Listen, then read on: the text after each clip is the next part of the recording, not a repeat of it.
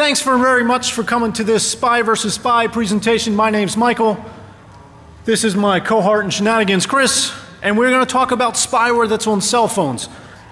And we're going to start with the opening comment that I'd like to introduce you to the latest spy in spyware. That would be this green guy right up here. And we say that because it's incredibly easy for spyware to show up on mobile devices. And a lot of times that involves duping the user to installing an app, but it happens.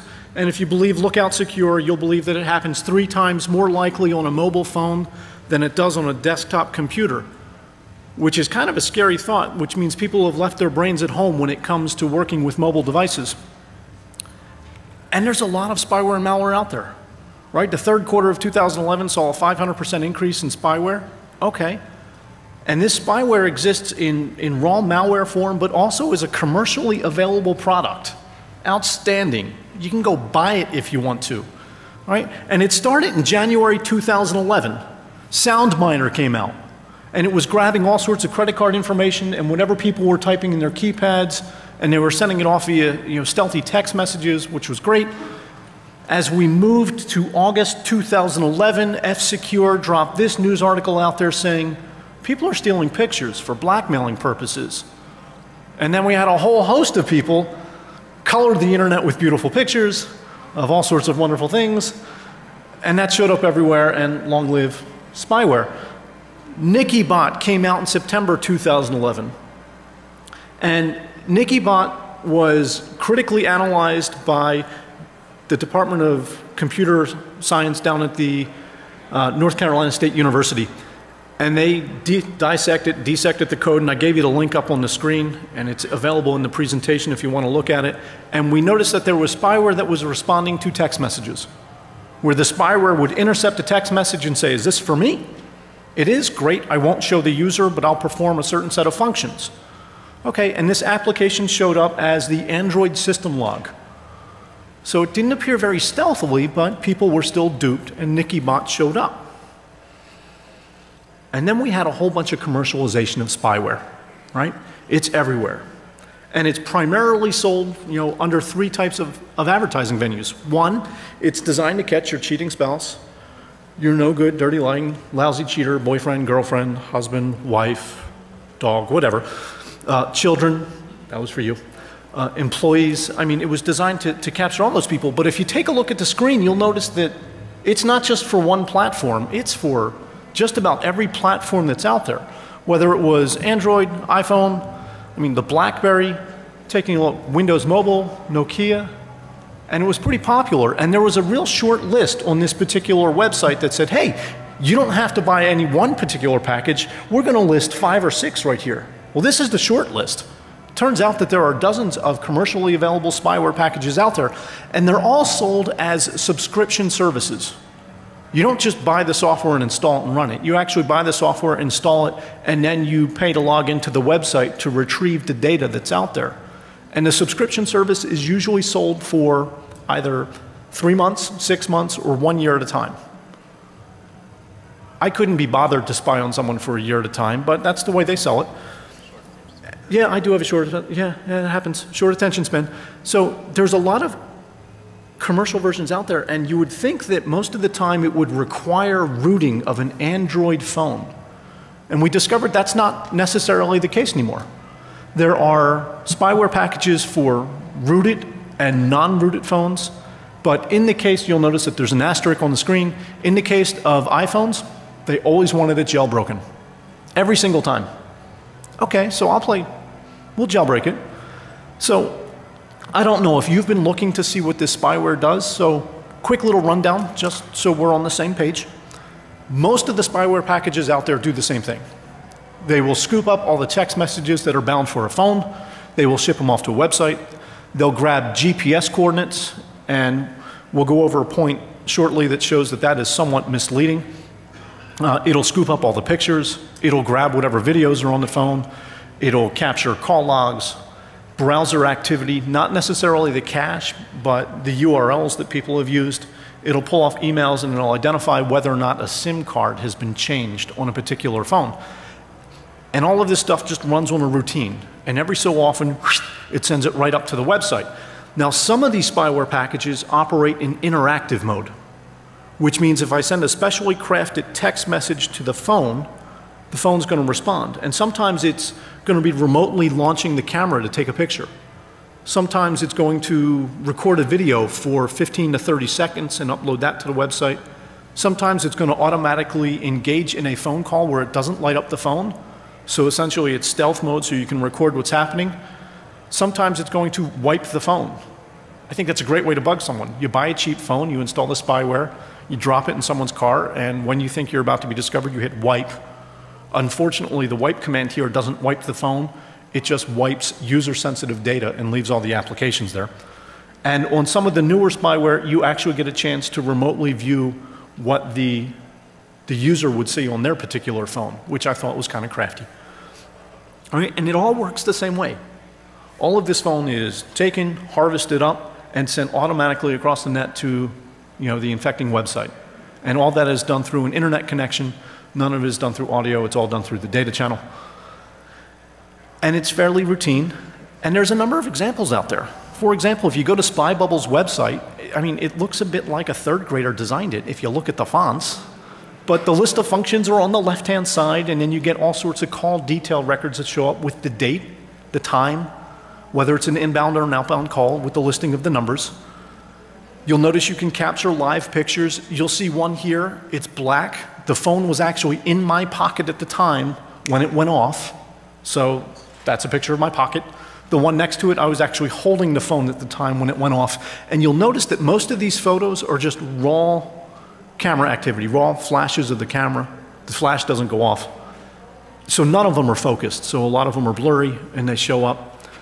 You get a listing of all the text messages that show up, and this particular screen is from MobiStealth. And then a lot of times you can grab GPS coordinates, and the GPS coordinates are supposed to identify where the phone is. Well, I can tell you, for this particular phone that was infected with spyware, you're not seeing the location of the phone, you're seeing all the cell phone towers that the signals bounced off of. So I was in, part of Northern Virginia, I drove to the airport, and then all of a sudden you see towers all over the place. So the phone wasn't actually there. You also get recorded phone calls that you can download and play at your convenience, which is kind of nice. It'll automatically record the call and then send it up, which I thought was a nifty feature, and it worked fairly well. And a lot of times, in addition to sending all of this data directly up to a website, it will also capture the information and send an alert to the spy, the guy who's watching me. And what usually happens is one of two things. The phone that's been infected will send a message. It will go out to the website, whether it's FlexiSpy or MobiStealth, and then they will send a message directly over to the user. I feel like I've been buzzed. It's not me. The other thing is sometimes there is a text message that might go out directly from the user and go over and hit directly to the spying phone. So you have two ways of notifying people when activity happens. So if there's a certain email that's showing up, or if there's a certain text message that you're watching for, the information goes out and gets relayed to you. Sending commands back to the infected phone is interesting. It's usually done one of two ways. The first way is, if the spyware is designed for it, I send a specially crafted text message to the phone, it intercepts it, it actually formats a process, or I can go to my particular website. I can say, go retrieve the data, and the infected phone will actually pull the website and say, oh, there's a waiting command for me, I'm going to go out, I'm going to go run the command, and then send the data back up. So if I need to automatically know where someone is, I can send the command, out it goes. If I need to find out, what particular email is there, please tell me right away. If I want you to take a picture right now because I think something's happening, you can go do that. And that worked for malware, the malware version of spyware, and it also worked for the commercial version of spyware. But there was two major differences in looking at spyware from the malware version and the commercialized version. One is the attack vector, and the second was the manner of logging that takes place on commercial spyware. It's just downright scary to see how much logging takes place. So with respect to the installation of attack vector, for all of the products that we looked at, you had to be in physical possession of the phone to install the spyware. And that was for two reasons. One, you actually have to go out and download the software to install on the phone. The second thing is you actually have to go out and you have to enter in the registration key that goes with your software to unlock it. So it's not enough to have the software installed, you actually have to enter a registration key. Android didn't necessarily require a rooting to take place. iPhone always required jailbreaking to take place. It was always necessary to have an internet connection because that's how the data was going to be transferred. On Android phones, you had to flip the switch to say, hey, allow apps to be installed from unknown sources. And in some cases, and this killed me, you had to reboot the phone after you installed the spyware. Well, that's not real stealthy, especially if you don't know the password for that particular phone. And then lastly, you need the software registration key. That's a whole lot of information. So if you're planning on installing spyware on someone's phone when they run off to the bathroom, hopefully they're going to be in there for a while. I mean, because you're talking 4, 5, 6, 7, 8 minutes. It's not a real quick thing. Or you just knock him on the head and then while he's out like a light, then you go do it. And according to the websites, all this stuff is undetectable. They all make the claim. We cannot be detected by the user. Undetectable. Undetectable. Challenge accepted. Okay, we'll see if you're undetectable. So that brings us up to the big question. How can you tell if you've been pwned? All right, he's a paranoid bastard. He wants to know if someone's spying on him. I'm a paranoid bastard. I want to know if someone's spying on me. I want to know if they've installed spyware on my phone. So how do we tell if we can do that? Well, we thought about that, and here's what we did. We decided to forensically examine 5 phones using the same tools that the cops would use. Nothing special. We would want to know what the feds or local law enforcement would do, and we used 5 different phones, 5 different spyware packages. And here's what we came up with. We grabbed an HTC Wildfire S, an LG Optimus Elite, an LG Optimus 5, a Samsung Galaxy, no it's not, I'm gonna say 5. It says V. 5V, think Roman. Samsung, what? I'm Greek. I don't care if you're Greek. Can the goons remove him? Samsung Galaxy Prevail and an Apple iPhone 4S. And we picked the different packages. We grabbed a copy of FlexiSpy because they advertised really well and it's a UK company and we thought they spoke neat with funny accents. We grabbed a copy of Spy Bubble. We grabbed a copy of MobiStealth. We grabbed a copy of Mobile Spy. And lastly, we grabbed a copy of Spyware. That company is based out of Hong Kong. We picked them all up. We listed the individual versions of Android that were on the phones. We didn't do anything special to the phones. We literally walked into Best Buy. I'd like to buy some phones. Okay, what kind of phones do you want? Here are the 5 phones I want. They're like, you want 5? Yeah, I want 5. Really? Do you want to sell me the phones or not? Okay. Do you want really long plans? We'll set you up. No. 1 month, please. We got a month to do this. We kept the version of Android that was on those phones. We didn't upgrade them. So we played the dumb user. Well, he did. So the dumb user, so no upgrade, we grabbed it, we took it home, we registered, we activated it. We picked up, hey dude, cut it out. We picked up T-Mobile, we picked up Virgin, Sprint and Boost, and we also picked up our iPhone, which was unlocked on T-Mobile as well. Now, I'm not an attorney, he's not an attorney, and if there's an attorney here, I don't know and I don't want to know. So, but they had some legal text on all their websites, so we thought we'd share that with you just to make sure everyone here was informed before we got into our shenanigans.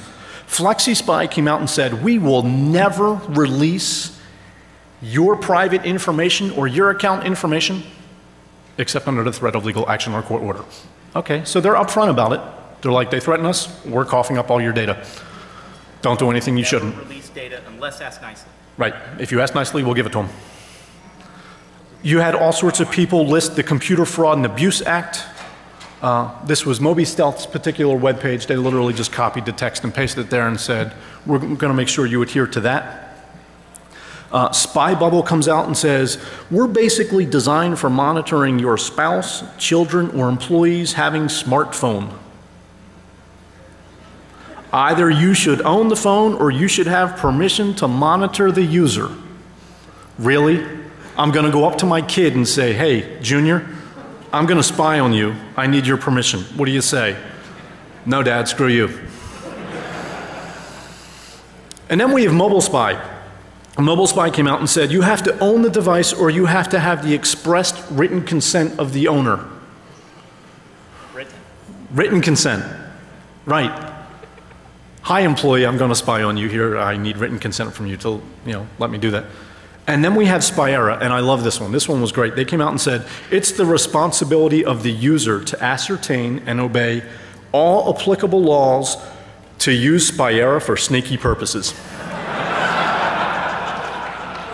Outstanding. At least they know, they're being honest. They're like, hey, we know what you're going to do. But they give all this legal text. Actually, if you read their disclaimer statement, they are more concerned about you stealing their intellectual property than going out and getting caught. And a number of the user agreements come out and say, look, we know you're going to spy on someone, but we don't want you reverse engineering our software. That would be wrong. So I'm just going to, okay, I'll be more than happy not to reverse engineer your software. It doesn't mean I can't do a forensic examination with these 3 tools. So we went out and we picked up a copy of UFED Physical Analyzer, we grabbed a copy of Fairbairn's Device Seizure, and we picked up Microsystemation's X-Ray. Here we go. So we pick up FlexiSpy. Now, FlexiSpy is owned by the company called FlexiSpy, but it's sold through a third party called Gate2Shop Online Solutions. And that's an interesting point. All of these packages, you don't buy directly from the software maker. You actually have to buy it through a third party source. A lot of times those third-party sources are based in the US. So while FlexiSpy might be based in the UK, if this software company is based in the US and you sell it, where do you think the feds are going to go to try to find out who purchased the software? Are they going to try to fight the battle overseas or are they going to try to fight the battle domestically? Right, that's what I thought. So let's talk about FlexiSpy. And we're going to do all these presentations in the exact same way. We're going to show some history or evidence of download. We're going to talk about some of the operational activity, and then we're going to start diving underneath the covers to find out what's going on. FlexiSpy, stay out of my covers. I'm going to stay out of your covers. Don't worry, I don't want to be in there. Dude, and I'd be so sorely disappointed. So FlexiSpy sits there, and you can download stuff directly from that website. They give you the registration key so you can go download it. And according to their instructions, they have you delete the cache and delete all sorts of information to show that you never downloaded this stuff from the browser. Even after we did that with the forensic tools, we still found the particular URL from where we downloaded the spyware. And this particular URL had the registration key unique to that installation right there. That's our first piece of attributable information. We can tie it back to a particular purchase. Okay. Doesn't sound like it's too invisible. If we yank the SD card, we were able to find stuff in the download directly, specifically the APK that was used for the installation. That doesn't sound too stealthy to me. I'm smelling something that's detectable. So I start looking around and I dive in the cache. And this is kind of cool. I dug down into the bookmark thumbnail cache for this particular software, and there was this neat picture there. It was the installation page for the software with the registration key as part of the picture. Really? Along with the support address, support@flexispy.com. Now I don't have to wonder about what type of spyware got installed. I now have a name. It's right there. I thought that particular piece of attribution was interesting. So we now have evidence that, yeah, it was downloaded, and we tied it to a particular purchase, particular registration key. Then we noticed some glitches in the software itself.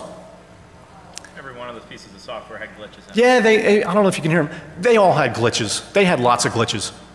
They were all buggy in one way or another, and some of them was pretty darn obvious. In FlexiSpy, every 10 to 15 minutes, a little message would pop up at the top of the screen that says, unknown, just obtained super user access. Really? And now, sometimes the software, occasionally I'd reboot the phone because I was looking at it, and the software would just stop working. So I called support, or I emailed them, And they said, oh, yeah, we're having a glitch. We need you to wipe the phone and reinstall the spyware. Very stealthy. Really? Very stealthy. I'm spying on a guy. You want me to completely wipe the phone? Yes. All right. Okay, so the question up front in the front row, which was asked in a very polite fashion, was this a rooted phone? HTC Wildfire S was a rooted phone.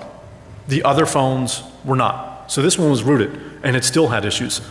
And the message appears across all phones. The message appeared on this phone running this spyware. We didn't cross-contaminate them, because if we cross-contaminated it and did a 5x5 matrix, well, then all of a sudden we'd have issues and we would start seeing artifacts from different phones. So one phone to one spyware. It wouldn't always work, so they had me reinstall it. The next thing is, I picked up a CDMA phone, an HTC Wildfire S, CDMA. I install the software, I send my first stealthy text command to the phone, and the phone shows up in the clear. I'm like, what the hell? So I'm like, I must have done something wrong. I must have mistyped the big long registration key. So I do it again, and it still shows up in the clear. I'm like, son of a gun. So I send them another support message and said, hey, I'm a stupid user. I must be doing something wrong. What's the deal? And they're like, oh, we forgot to tell you. We don't really work well on CDMA phones. You should make sure that your user, flip them over to GSM. Hold it. You had me wipe their phone. Now I got to go up to the person and say, you're not going to notice that I'm changing the logo from Verizon to AT&T, are you? And change the billing. And they're like, it only works with GSM. We're sorry. Goodbye. So I took that phone. I ditched it. I went out and bought another phone. Go back to the Best Buy. You're back? Yeah. I need another phone. We do. So then I go out and I pick up an HTC Wildfire S, GSM version, and I go to root that. Has anyone here tried to root an HTC Wildfire S, GSM? It's a pain in the ass. So now we had to go order an XTC clip from England, have that shipped over. We finally get into the phone, we unlock it, and then we root it, and we're good to go. I go through all this. 2 months later, the company released a new version of the software. Son of a bitch. That's okay. I'm just going to stick with my current plan. We noticed when we ran this through one of the tools that 152 running apps showed up for our Android phone. And we didn't do anything. We installed the root checker just to see if we rooted things correctly, and we installed this particular spyware. And wouldn't you know that super user shows up as one of the running applications? Interesting. Nowhere in their description of trying to hide applications and icons did they even mention trying to get rid of super user. The next thing that shows up, we dug down under data/system/usage data/ blah, blah, blah, blah, and we found a reference to an application. It didn't show up on the application list, but com.android.msecurity. Bingo. We just found our spyware. We actually pulled that out. And then we noticed this big, large directory structure. Data/mish/dm. That's a lot of files for something that's supposed to be undetectable. It was cool. So we started rifling through that. Handed some of the files to him, hand some of the files to me, start digging, and then all of a sudden we hit this little file called fx.log. Holy crap. This thing is journaling all the activity that the spyware does on the phone. Everything. We have confirmation that we've connected to the remote website. We have the registration key. We have the name of the product, the software version, Pro X. We have all the little hidden commands, so if I want to start sending more stealthy commands to it, it shows up. For all you guys who are sitting there back there trying to text me right now, the phones are off and they're not here, they're dead. Interesting that it all showed up. We kept going down, and now all of a sudden we start to see attribution. We now start to see the phone number that's doing the spying. So as I send text messages to the phone that's infected, all of a sudden there's a record saying, hey, the guy who's spying on you, this is his phone number. Really? I've seen debug logs that aren't this thorough. It was rather impressive.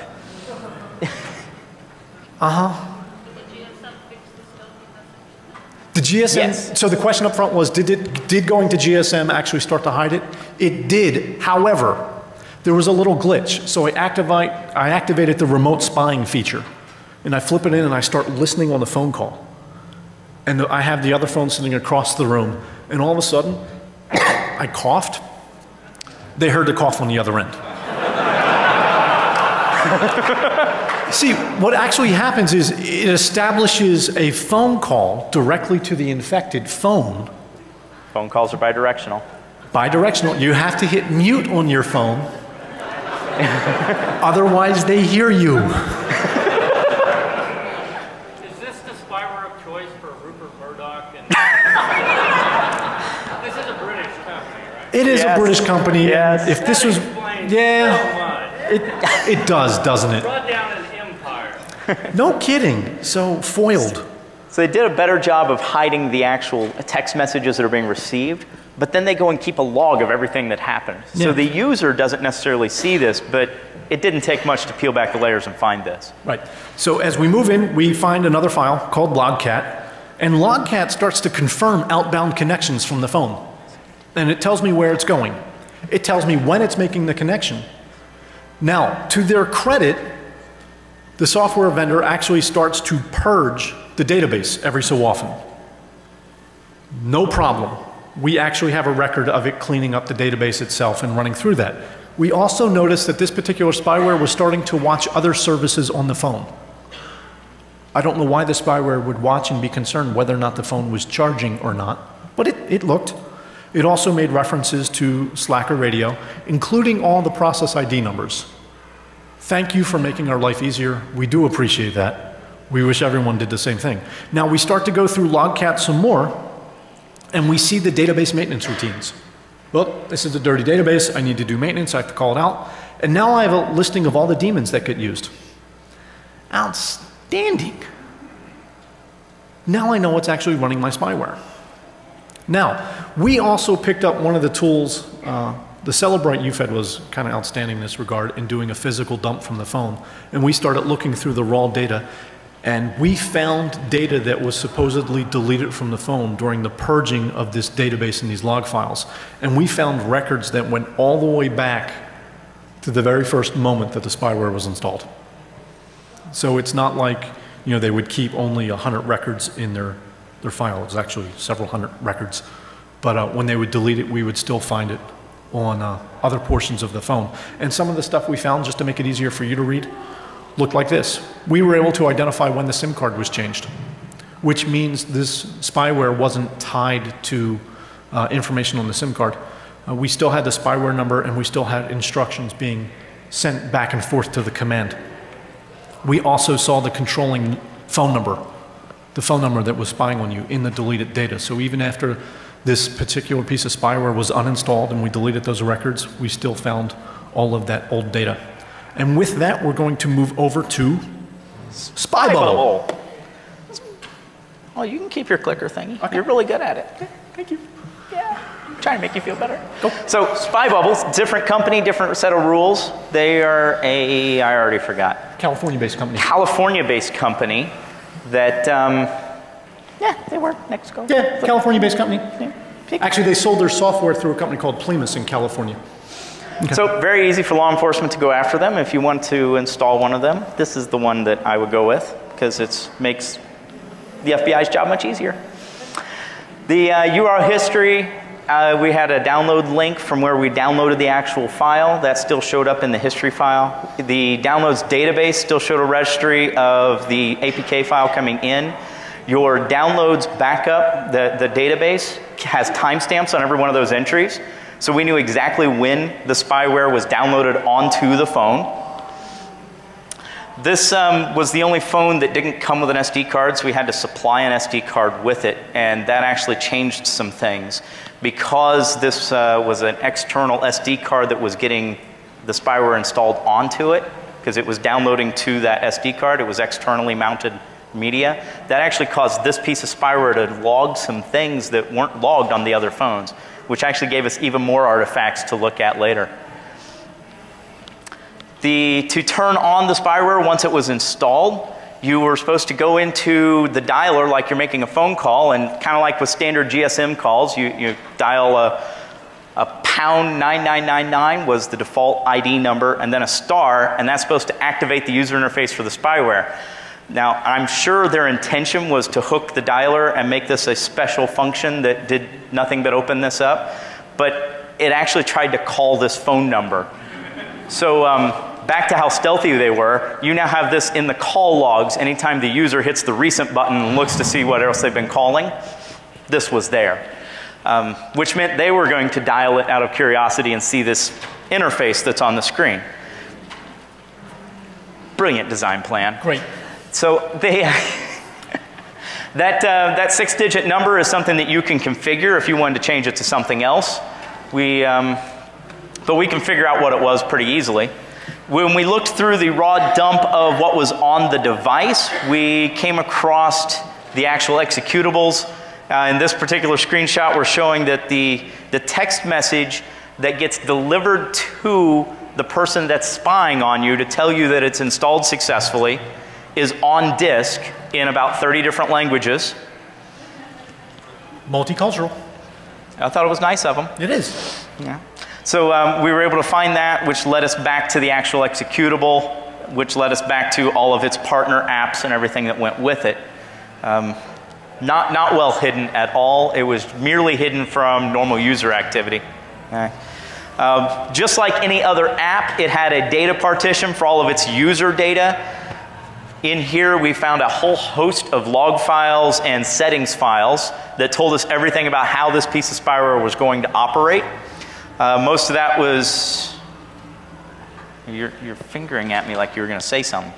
In the advanced settings text file, there was everything we needed to know about how the settings were working. This relates back to that screenshot where it shows us turning all the settings on and off. This is where they're actually saved. We could see what those settings were even if we're dealing with a dead device and not going through the user interface to find it. Their user intervals that are listed on the bottom of that tells us how often the spyware is going to look at our phone, and then how often is it going to call me to tell me what you're doing on this piece of phone. Next one. Anything useful in that one? Yeah, GPS. It's basically the same thing. GPS was enabled on this one. It would actually send us back the locations of where the device was. Every 15 minutes. Every 15 minutes, I would get an update sent out to a website, and then we could log into the website and follow this phone as it was moving around. The next file down from that was buddy.txt. This is the phone number of the person who is spying on you. I love the name. Buddy. Hi, buddy. Really? Really. So, very small text file, just had a phone number in it. This gave us attribution. So now we not only know what's installed, we can actually go find it. By finding the executable that had the name embedded into it, so we know what website to go to, we know what company to subpoena for records, but now we actually have which bad guy do I want to go after, because we've got his phone number of the phone he's using to control our spied on phone. There was a secret.txt file. This contained just the PIN number. So instead of 6 nines, we could change that number to whatever we wanted to. That got saved in this text file. Then we were able to see what that was. This is especially helpful if the user has changed it and we don't know how to bring up that interface. We can image the phone, dig through all these files. Now we know how to pull the interface up, and we can go back to the phone and show the user that they've been getting spied on. They like that. There was also a serial text file in there. This gave us the registration number that was used to license this piece of software. This gave us our third piece of attribution, because now we've got this registration ties to a purchase database back at the company, which tells us whose credit card paid for this piece of software to be on this device. And then, what was the name of this one? I remember the name of this one. Spyperfs.xml was, this is more preferences. This gave us a timestamp of every single piece of activity that was going on the phone. So the spyware is logging all the different things that it's done and giving us a time of when was the last time the user made a phone call, when was the last time he sent a text message. And we were able to track a lot of activity about the device and about the spyware activating on the device through this file. We sent this one of the features that it had, we could via text message or the website sent off the request? I forget now. You can do both. Either one. So we would send a text message to his phone, and that would tell his phone, take a picture of whatever you see. Now there was a small lag in getting the text message onto his phone and then getting the spyware to activate. So the first one that we tried to do this with, it actually went off in his pocket, which is why the picture is just a black square. So we tried it again with him taking the phone out and leaving it up on a counter, and what we ended up with was a blurry mess that you can't tell what's going on. Because it's not using the actual camera app to take the photo, it's just doing a raw dump of whatever the camera can see, which means it doesn't focus. Didn't make it terribly useful in any of the photos we tried to grab with this thing. One last thing. Those particular photos we didn't find on the phone. We didn't find those file names on the phone or those time date stamps anywhere, which was interesting. We actually pulled up some of the photos and grabbed some of the raw code and tried to do a hex search for it and still didn't find the pictures. What we did find though was if we started looking through the Android logs, not related to the spyware itself, but Android itself, kept, it was throwing fatal exceptions. So the spyware was causing errors in Android, and a lot of the errors were related back to the spyware executing, or in this particular screenshot, the camera app. So it appears what the spyware does to get the picture is causes an error in the camera app, which gives us a log of every time we tried to take a picture. So even though we couldn't find the actual pictures on the device, we were able to go through the event logs that are tied to Android and find events tied with every one of those pictures being taken. You're doing the finger thing again. I did the next thing. Come on. We got 15 minutes. Come on. So there's another exception that was thrown that was related to, which one was this related to? Live picture service. Live picture service. So it's still related to the pictures. Next one. Next one. We've already moved on from that. App history. When we get into the app history, this is another Android file. This isn't related to the spyware itself, but this tells us all of the installed apps that Android's tracking. And this one in here, which actually shows the spyware being installed. This also gives us a date timestamp of when this was installed. This one actually works out to be a couple minutes after it was downloaded, which works well in our timeline of what's going on. Next. We were also able to pull up a bunch of recent activity. This is another Android thing where it's tracking all the recent things that happened inside the phone and gives us date timestamps and activity. And if you just search for the radio app, because that's what they actually named their app, was Radio ADV. If you just search for that in all of those event logs, you ended up with a date timestamp and a list of activities of everything the spyware was doing on the phone that was infected. We also, since the phone was on and live when we did the image on here, we've got the list of running processes. It did nothing to try and hide itself from the list of running processes. Since normal users can't see that anyway, they didn't care. I thought it was a great coincidence, though, that it happened to be process ID 666. And that moves us off to MobiStealth, company based out of Massachusetts. They sell their software through Plymouth as well. We found a history of that software, same way we did before. It's in the URL history. It showed up, and they were very creative in what they called their application, MobiStealth V2. So we actually dug through the list of apps, and this is what we thought interesting. They actually called the application from the user's point of view, Lookout Secure. I wonder if Lookout's aware that they're using that name. So we actually start to go through it. Now this is a picture of what you see on the website. And the website allows you to send particular commands directly to the phone. It also allows you to configure the phone remotely. So here, where we have particular arrows pointed, we add a keyword and we add a phone number. And the spyware says if I receive a text message with that word from that phone number, I'll do whatever you say. I will report the location information. Great, so I added my phone number, I added the word location, and then I went and looked at the phone. And wouldn't you know that I found a database with the word location and with my phone number, a SQLite database. I now know who's doing the spying of me on the phone. I also went down and I found another debug log. These guys love debug logs. I've never seen someone do this so much. But we found a debug log down here, and we were able to identify a lot of the services and the GPS information and the coordinates, which was great. And they carried out something like 12 to 15 digits. If you go directly to the website, you'll see the exact same numbers and the GPS coordinates report it correctly, but all of that information shows that you have a time history of when this particular software was running. Now, this particular piece of spyware also grabbed all the photos off the phone. And when it grabbed the photos off the phone, it used a timestamp in the name. And we found that in the log file under loggedpictures.ser. We found 3 pictures that were taken directly from the phone. They were loaded directly to the website. I've highlighted one here, and all of a sudden it goes up, and you'll notice that the names are the same. So we took the picture from the phone, and we took the picture directly from the website and downloaded it, and we hashed it. They were identical. So we can trace the activity directly to that particular user account. Now this is the part that kills me though. Don't tell anyone. This super secret stealthy software uses FTP to send all its data. Not even all of it. VPS. The website name, the credentials, all of that is listed in an XML file directly on the phone. All fully readable. Outstanding.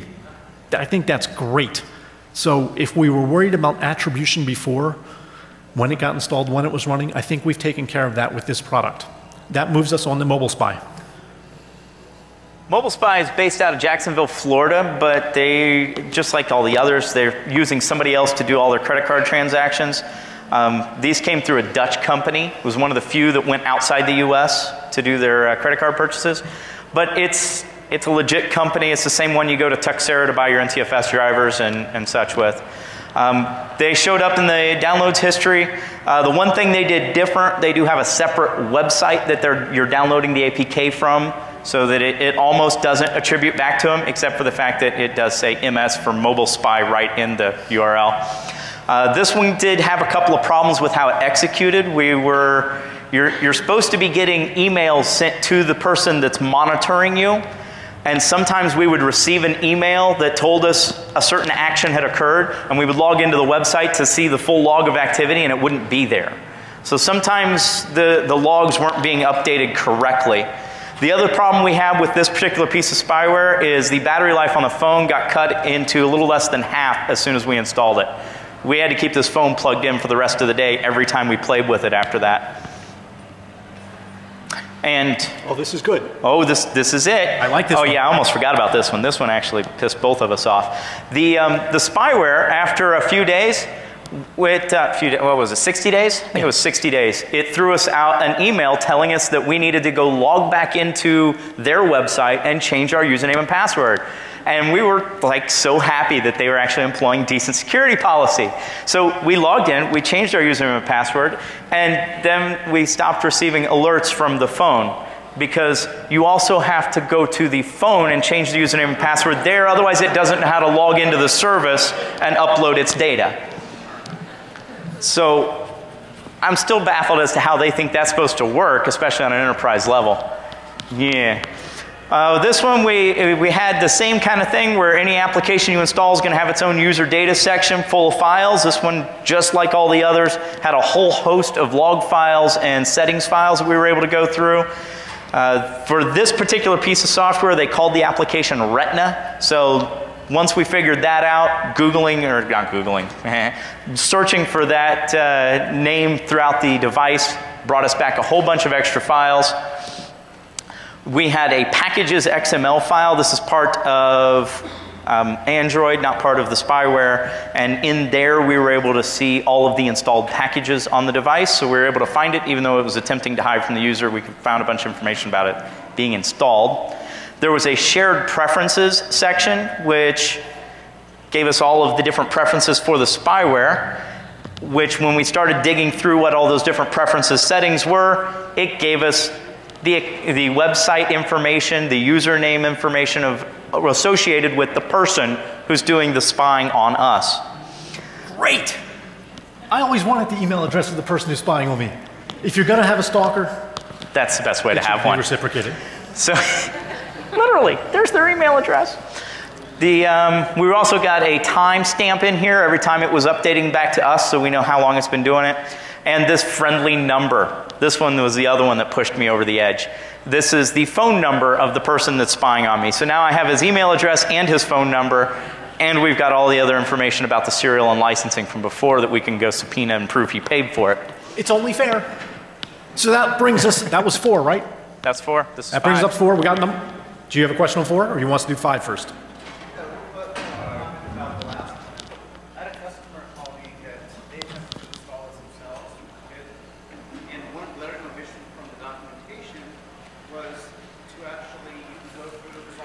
Short on time. To go through and remove the recently used app, recently used apps. Okay. They installed the software, did all that, hit the icons.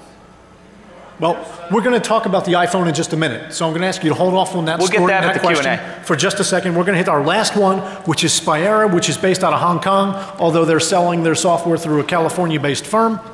I had we him include did- this one because we were beating up on Android so much. I wanted to be fair and beat up on Apple as well. Right, so we took a look at this. As soon as we popped it up on our forensic tools, they all came back and said, hey, this phone's been jailbroken. Okay, that's going to be a problem. We noticed a couple of funny listed applications on the phone. Cydia shows up as well as OwnSpy. .daemon. Okay, that's fine. So we took a look at the phone and we grabbed a copy of the screen interface to show you that we didn't have any applications there. Right. So we didn't find any apps there. All right, so hey, maybe there's no software there. So we pulled up the icon state P list to identify all the applications. We're good. But then we compared it directly to the desired icon state, and we noticed that there were 2 applications at the bottom that are being hidden. When we compare the 2 files, we identified the fact that 1, it has been jailbroken, and the second one, we have spyware running on our phone. Now, when we go in and we pick up this particular file here, you'll notice that we have a very unique key. This is the one that takes us back to the spyware software company and also takes us back to the company that sold it to us. So if the Hong Kong company doesn't want to play ball, and we notice that they routed their traffic to a whole bunch of different websites before sending it back home, we can always go back to Plimus and just say, hey, you're the ones who sold it. Just like the way a gun dealer would sell a particular gun, you don't go back to the manufacturer. They can track that information. We also have a whole bunch of preference information that shows up to let us know what's running on this particular spy phone. So, yeah, it had to be jailbroken, and yes, this information runs in the background. Good news, this guy decided to create logging as well called ownspy.log. And in there we have a whole bunch of information. The very first time that the spyware's been run. I know what it's been installed. And as soon as it's installed, it goes out and checks, are you registered? Are you registered? Are you registered? Are you registered? Bueller, and then boom, it's registered, and now all of a sudden we start to see activity. And there's even a thank you note in there, in the logs. Thank you for registering. The user never sees it. I didn't see it when I installed it, but I was thanked, you're welcome. Coming along, we also found that unique information. We also dig the fact that this particular piece of spyware gave an MD5 of the device itself. It uniquely identified that particular phone. We also have a listing of the daemon that runs it. We have check information. We can also see that it goes through and it checks the SMS log and says, I found something. I'm going to go upload it. I'm going to give you the date and time. I'm also going to tell you how fast your phone's moving. And then we found a whole bunch of cached images. Do any of those logos look familiar to you? Huh, interesting. I cleared out everything that I was asked to, but these cached files still show up. I also have the date and time when this was installed on the phone. Now the Your Company, for all you app developers out there, yeah, that's the official Your Company. He never changed the default. And then I have a whole bunch of files that show up, tons of them, that come up on this particular list. I also have other information that identifies the particular application and library, and a big long list, and X-ray and the UFED were able to identify both of those. So that, with 90 seconds to go, brings us to the bottom line, because there is a bottom line, there's always a bottom line. How can you tell if you've been pwned? Pretty easy. Check the SD card, check the history, see what's been downloaded and installed on the phone. Then go check to see what other databases are running there, because chances are there's going to be configuration information sitting there in the clear. Lastly, you're going to find all sorts of logging. Great, go read the logs. I mean, you don't need a special tool to go read the logs, but you can go pick them up. And you can also check to see if there are new services running on the phone. So while an application might be withheld from the screen interface, you're still going to see certain processes, and then you can go look for signs of rooting and jailbreaking. One last note, this particular presentation's been updated since the DVD. There's a little more information. We gave you an email address at the bottom of the screen. Give me the presentation at gmail.com. You send us the email address, we'll send you back. It's a big file, like 18 to 20 megs in size because it has pretty pictures. We'll be happy to share that with you. That takes us to The Q&A room. 50 minutes. We're going to the Q&A room. We'd love to see you there. Probably won't all fit unless we drive a clown car, but we could try it anyway. Enjoy the rest of the con.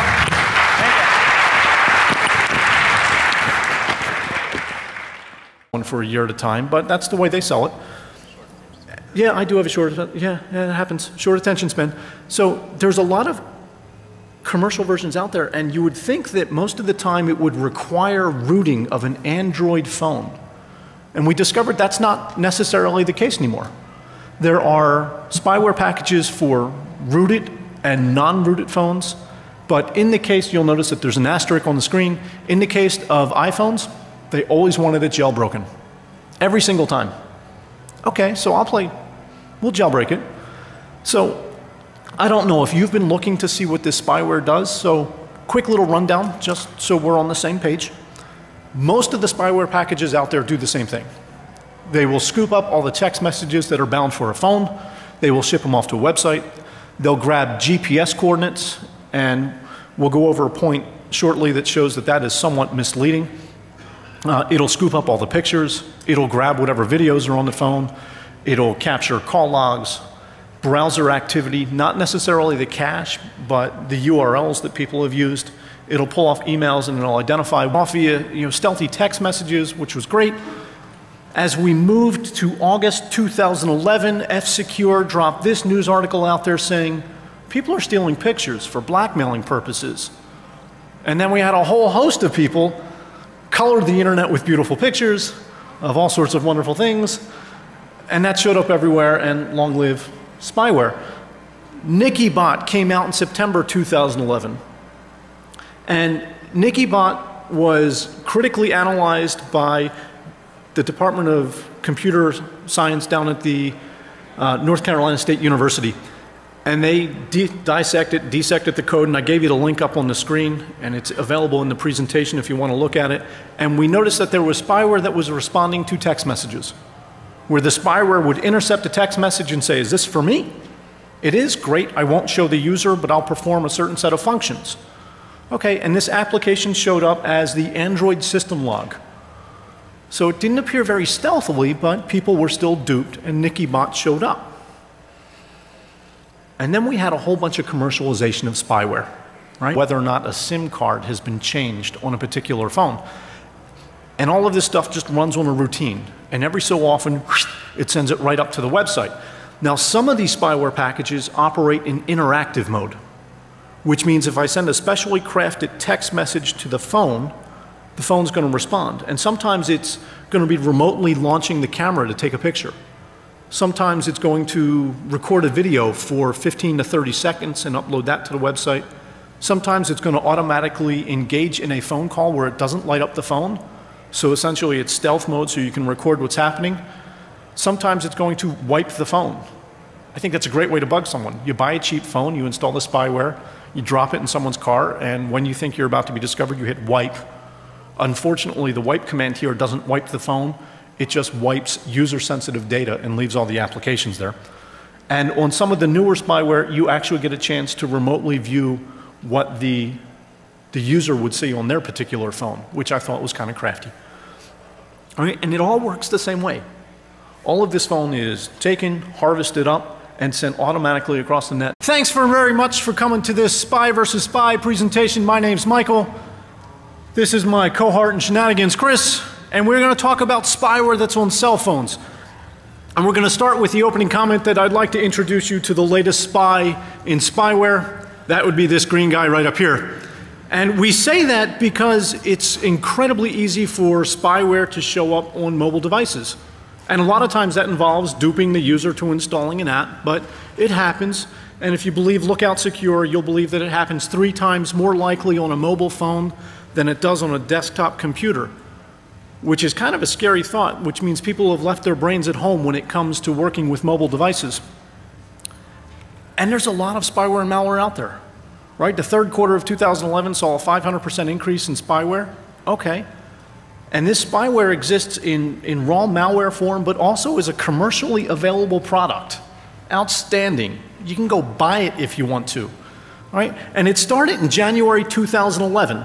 SoundMiner came out, and it was grabbing all sorts of credit card information and whatever people were typing in their keypads, and they were sending it. It's everywhere. And it's primarily sold, you know, under three types of advertising venues. One, it's designed to catch your cheating spouse, your no good, dirty, lying, lousy cheater, boyfriend, girlfriend, husband, wife, dog, whatever. Children, that was for you. Employees, I mean, it was designed to capture all those people. But if you take a look at the screen, you'll notice that it's not just for one platform, it's for just about every platform that's out there. Whether it was Android, iPhone, I mean, the BlackBerry, taking a look, Windows Mobile, Nokia, and it was pretty popular. And there was a real short list on this particular website that said, hey, you don't have to buy any one particular package. We're going to list 5 or 6 right here. Well, this is the short list. Turns out that there are dozens of commercially available spyware packages out there, and they're all sold as subscription services. You don't just buy the software and install it and run it. You actually buy the software, install it, and then you pay to log into the website to retrieve the data that's out there. And the subscription service is usually sold for either 3 months, 6 months, or 1 year at a time. I couldn't be bothered to spy on someone